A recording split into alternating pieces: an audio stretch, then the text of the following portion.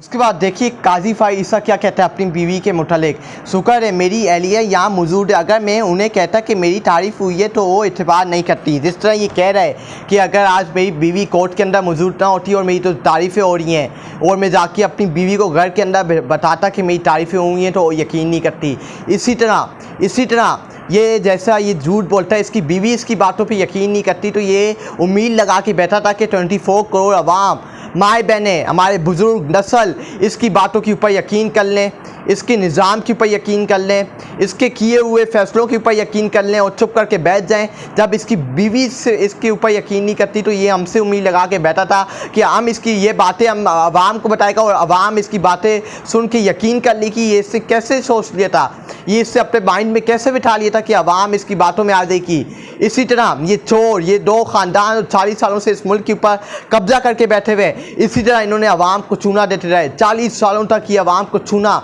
बेवकूफ़ बनाते रहे, आवाम को चूंटिया बनाते रहे, लेकिन फिर आवाम ने हकीकत खुली, आवाम के सामने हकीकत खुल के आई, आवाम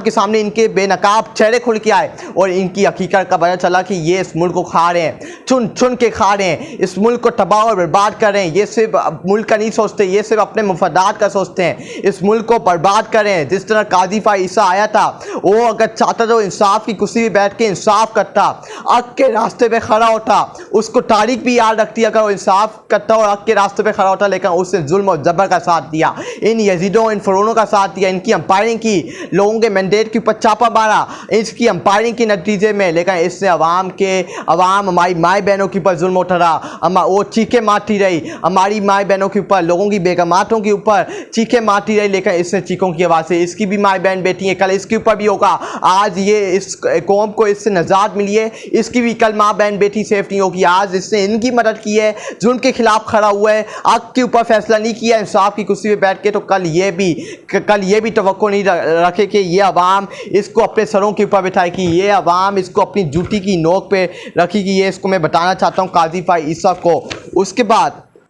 उसके बाद जज मंसूर अली शाह ऐसे रेफरेंस में शिरकत और इस